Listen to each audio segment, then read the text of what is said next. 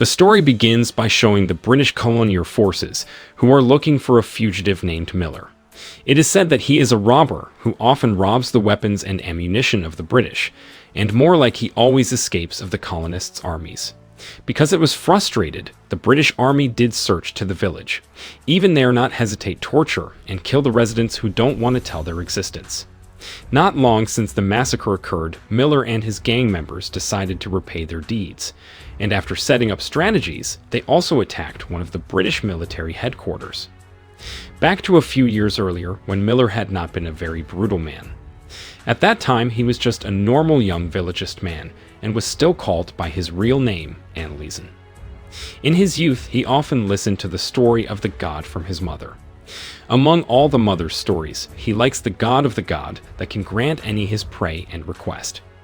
And according to the Indians' belief and religion, the god is dedicated in a statue that is now stored in the temple. But unfortunately, the king in the region prohibits his citizens to worship in the temple, especially for the poor understacked caste or lower class people. One day, Miller's visited by his brother named Sengolan. He is a member of Indian independence fighters who rarely returned to the fugitive of the British army. There he intends to take shelter while, because the British army has never been through the village path. In addition, he also wants to meet his mother and his sister, who he has left behind. While on nostalgic, he also follows the village ceremony that every single year they always commemorate, the birth of their god, by singing the song. But when the ceremony is in progress, the British army came to catch a Sengolan. Because of this incident, Miller's mother get faint after felt and her head hit the rock. Meanwhile, Miller managed to save his brother from the British troop. When know his mother's condition, he was very shocked and couldn't see her dying. Unfortunately, Miller family had the bad things, because the god just take his mother's life, and instead that Miller's life was broke and down. 2 months are passed, he began to accept his mother's death. And luckily he had a good friend called Ayavo, who was always accompanying and not let him alone. One day, Ayavo took him to the palace temple, as the kingdom was about to hold a ceremony. Although ordinary citizens were forbidden to enter, they still broke through by disguising themselves as royal servants. Unfortunately, their disguise wasn't convincing, and they were immediately spotted by the palace guards. Luckily, there was a woman who helped them out of the temple. She was the king's niece named Velmathi. At the same time, there were villagers who were also caught entering the temple, and in the end, they were immediately punished by the king. Knowing this, Velmathi didn't accept his uncle's actions. In fact, the villagers only wanted to worship at the temple. After the incident, Velmathi planned to protest, but the king's daughter prevented the plan because she thought Velmathi's actions would make the problem bigger. The next day, Miller again planned to enter the temple. This time his goal was to meet Velmathi, and it seemed that he started interested to the woman. In addition, he also considers her to be a good person and different from the rest of the Rajadapathy family. In order not to get caught like yesterday, he disguised himself as a dancer in the offering ceremony. And because of his efforts, this time his actions wasn't suspected at all. On the other hand, Velmathi intended to leave the palace and join the freedom fighters. This was because Rajadapathy and the royal court had been in cahoots with the British army, and although her cousin didn't agree with the plan, her mind was made up. Unfortunately, the plan spread and reached by Rajadapathy. As a result, the king was furious and ordered his troops to arrest Velmathi. Unable to bear to see it, Miller immediately took action. After defeating them, Miller brought Velmathi to the exit gate.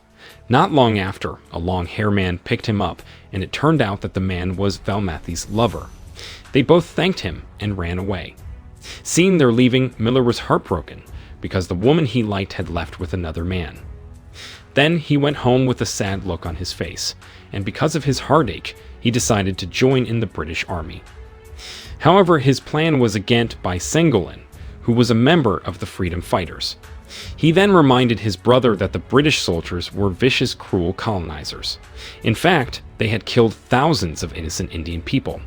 But even so, the Miller would still leave the village and prove that he could be a more respected person. In addition, he also felt that the Indian people would not have freedom, because if the British left, the people would still be oppressed and again by Rajadapathy. Moreover, Indians still looked up to caste and property. In the end, he made up his mind to leave the village, and of course his decision infuriated the villagers who considered him as a traitor to the nation. Later, he enrolled in the British Military Academy. Before becoming a soldier, he had to undergo training first. After months of training, the British Army changed the names of all members from India. He started using the name Miller as given by his superiors. During his time at the academy, he became good friends with two other soldiers named Stephen and Ravi. Then during a casual conversation, Miller said that he had ambitions of becoming a captain. 2 months later, Miller and the other soldiers finally got their first assignment. But this task wasn't easy at all, as they were ordered to arrest Indian activists who were carrying out demonstrations. Arriving at the demonstration site, the troop commander told his subordinates to get position and take up firing. Suddenly, Miller was very surprised, because his initial mission was to arrest the activists. Here he began to realize that his decision to become a soldier was a mistake, because when he picked up his gun, he didn't have the heart to kill his own people. However, the cruel general kept forcing him to shoot, so inevitably he was no choice to do it. After the incident, Miller, Ravi, and Stephen felt very guilty. Stephen was so depressed that he even did something unexpected. Seeing his friend dead, Miller felt even more stressed, and in the end he decided to rebel and betray his squad. Then Miller took his gun and wanted to catch up with the people he had killed, but fortunately Ravi was able to stop him. He then told Miller to run away before the soldiers caught him. Since leaving the base, Miller returned to his home to apologize to his brother. But unfortunately, the villagers said that one of the dead protesters was Sengolan. Hearing that, Miller couldn't forgive himself because of his stupid actions, made his brother died in a terrible way. In addition, the villagers also expelled him from the village because he was considered a henchman of the colonizers. 2 years later, Miller lived his new life as a vagabond. Eventually, he joined a gang of robbers led by a man named Kanaya. At that time, he accidentally met Kanaya and his troops who were in a firefight with British soldiers. Considered to have the ability to shoot, he was eventually recruited as a robber. And since then, his name began to become famous in the underground world until the British military made him as a fugitive. They even held a quest, and for anyone who can kill Miller, then he will get bunch of Monsi as a reward. Even so, he and his gang didn't care and continued to commit robberies. When the British Army called Miller and his criminal teams, the citizens actually considered them freedom fighters. Moreover, Miller and his friends always robbed the colonists and didn't hesitate to kill them. Not only that, they also sold the robbed weapons and donated the money to fund the fighters. One night, Miller and his colleagues celebrated a successful robbery by singing a song. To this day, the robbers can still dance, as the British are unable to track their movements. The next morning, Miller and his gang robbed the colonists again. And this time, the target was soldiers who liked to hunt tigers in the Indian jungle. Then, when the soldiers were caught off guard, Miller and his colleagues jumped into action. Unfortunately, Miller was badly injured by enemy fire. As a result, Kanaya took him to the freedom fighters' headquarters. There he sought help from a female doctor who turned out to be Velmathi. Since escaping from the palace, she had been helping warriors wounded in battle, and without further ado, she immediately treated Miller's wounds. After wake up from consciousness, he was surprised to see the Velmathi who had once been his idol. Not long after, there was an old man who came to the place. And unexpectedly, he was Sengolan's good friend. He then accepted Miller to join the independence organization, but he refused the request because he felt inappropriate. Hearing his refusal, the old man also reminded Miller of his sin of killing hundreds of protesters. One of the protesters was Velmathi's late husband. Suddenly, Velmathi was furious because the person she had just treated was involved in the murder of her husband. At this moment, she regretted saving Miller's life. However, Velmathi tried to hold back her emotions. Velmathi then told Miller that he had to help the warriors if he wanted to erase his sins. Feeling not ready, Miller finally decided to go meet his robber friends. On the other hand, a British official came to the royal temple. In that place, he asked Rajadapathy to hand over the statue of the god in the temple. Apparently, apart from being a British envoy, he is also a collector of ancient objects. Of course, Rajadipathy couldn't refuse his request, because even though he was in power, his power was still under the British government. So inevitably, he had to give the statue. After the British official left, Rajadipathy planned to take it back. But he needed someone else to carry out his plan, and he thought Miller and his colleagues were the right people. Without lingering, he immediately called Ayavo, who was none other than Miller's old friend. Then he told him to convey an offer from the kingdom. The point is that he wants Miller to take the statue of the god from the hands of the British official. And if successful, Rajadipathy promised to give a lot of money. In addition, the villagers will also be allowed to worship at the temple. In a different place, Miller had returned to his gang of robbers, but ever since he met Velmathy, he has been looking glum for having killed her husband. Meanwhile, Ayavo goes with the prince, or Rajadipathy's son. They then met Kanaya and asked him to tell them the location of Miller. Arriving at the location, the prince asked Miller to steal the statue of the god before the British officials let him into the city of New Delhi. And if he did, Rajadipathy would reward him big prize and allow the villagers into the temple again. Although not convinced by Rajadipathy's promise, Miller agreed to the request. That night, they immediately made plans for the robbery. In this mission, Prince would send his men to help and watch Miller. Then he told his father that Miller would be in action soon. Hearing this, Rajadipathy was very happy, because it turned out that he had deliberately hired Miller, so that he could kill the brutal man and his entire plot. And of course, he would never fulfill his promise. The next day, Miller and his colleagues planted a bomb in the middle of the road where the car carrying the statue would pass. After that, they hid behind rocks and bushes. When the car passed by, Miller gave the signal for action. When cornered, the British official still tried to escape. But Miller unexpectedly shot him in the leg from behind. And when his life was threatened, this British official said that he would give all his property to Miller as long as he didn't kill him. But Miller immediately rejected the offer and immediately finished him. Surprisingly, he took the statue of the god and left the gang alone and wrote a farewell letter. In the letter, Miller said that he was moving to Sri Lanka to sell his god statue. Kanaya and the gang felt betrayed. At the military headquarters, the new British general is furious when he hears that one of his top officials has been murdered, and to find out the culprit, he went to Rajadipathy, who was the local ruler. Rajadipathy said that the culprit was Miller. He also suggested that the general catch and kill him ruthlessly, because all this time Miller had become a threat to the kingdom and the British army. Without wasting any time, the general ordered his subordinates to gather all the villagers. Here, the soldiers forced the residents to tell Miller's hiding place. But they didn't know at all, because Miller hadn't stopped by this village for a long time. Unhappy with the answer, the general threatens them with the death of one of the villagers. At the same time, Kanaya and his men tried to rescue the villagers, but they were too few compared to the soldiers. As a result, they couldn't stop the general's brutality from slaughtering the villagers. Even Ayavo was one of the people executed. Seeing the massacre, the princes supported the general's actions and thought that people from the lower castes class deserved to die, rather than live as the scum of society. On the other hand, Kanaya decided to surrender to the British army. Although his colleagues forbade it, he had no other choice. In front of the general, he said he would tell Miller's location as long as the soldiers stopped killing villagers. The general agreed to her offer and told his men to stop the execution. Afterwards, Kanaya said that Miller was going to Sri Lanka via Kitapane port. Wasting no time, the general immediately mobilized troops to catch the brutal man there. At the port, Miller opened the box of the god statue he had taken, and when he saw the god statue for the first time, he immediately remembered his late mother. Where since he was a child, his mother always wanted to go into the temple and see the statue of the god. But unfortunately, she was never able to realize that wish. Not long after, an informant told him that the villagers were in danger.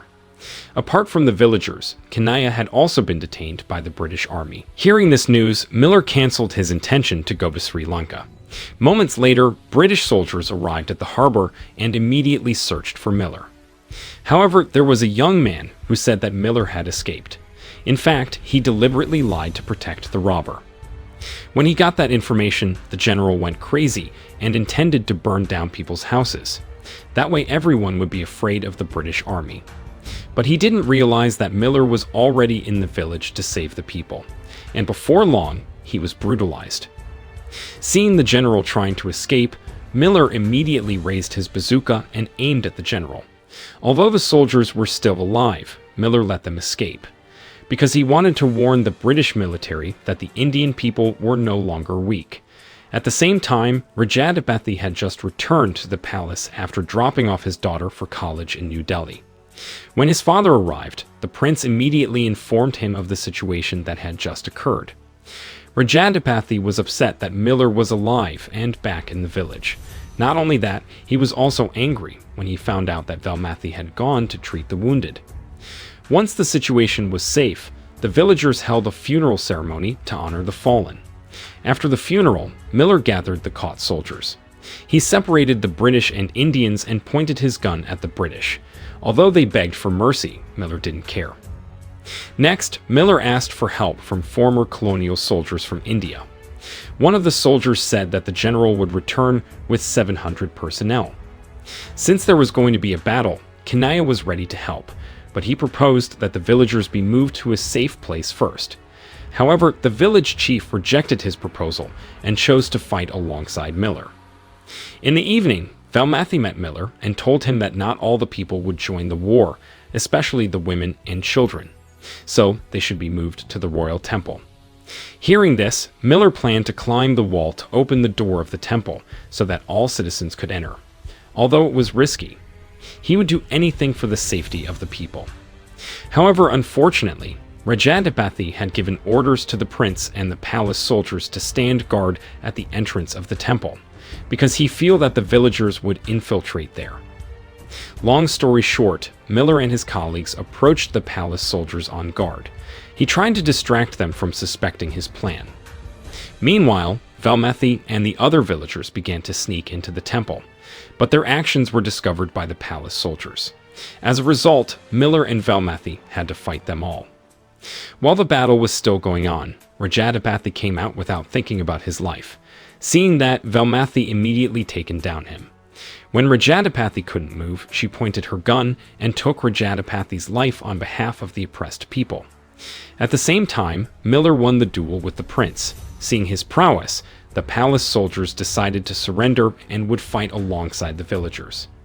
At this point, they had realized that India needed strength to overthrow the cruel invaders. Not long after, Velmathi opened the temple doors and invited the villagers to enter. Finally, they could enter the shrine again after being banned for years. Once the villagers were safe, Miller told the prince that his reign had come to an end. In addition, he also told him to atone for his sins in hell. In a different place, the British soldiers were preparing weapons and ammunition, and on the general's orders, they were to kill Miller and all the villagers. When the British soldiers arrived, Miller told his comrades to stand by. He then walked to the front of the enemy soldiers without any guards. Seeing his bravery, the general felt underestimated and immediately gave the signal to attack. However, they didn't know that Miller had prepared dozens of traps. Because of these mines, half of the British troops were killed easily. On the other hand, the villagers had also launched a sustained attack.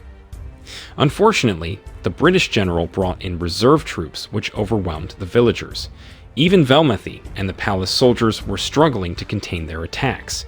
But in the distance, there was a British soldier who betrayed the general, and that person turned out to be Ravi. At the same time, the British troops could break through the temple doors and want to kill the citizens. However, Miller and his friends were lucky to get help from members of the freedom fighters, one of whom was Sengolen. As it turned out, Sengolen was still alive after managing to escape when the colonial troops opened fire on the demonstrators. Without wasting any more time, Sengolen finished off the British soldiers one by one. Seeing his brother still alive, Miller became even more excited. Moreover, he also received help from Ravi and friends. Because of their cooperation, the enemy soldiers were finally eliminated. After winning the battle, Miller apologized to Sengolen for joining the army. He should have listened to his brother's advice, who forbade him from leaving the village. Hearing these words, Sengolin forgave him wholeheartedly. But the struggle for independence wasn't over yet, as the British Empire still hadn't left Indian land. So from now on, Miller decided to join Sengolin's organization to abolish colonialism. At the end of the story, the villagers held a religious ceremony and prayed for the safety of Miller and the other warriors. From that day on, they believed that Miller was a messenger of God, who would bring salvation to the people of India. And after that, the movie ended.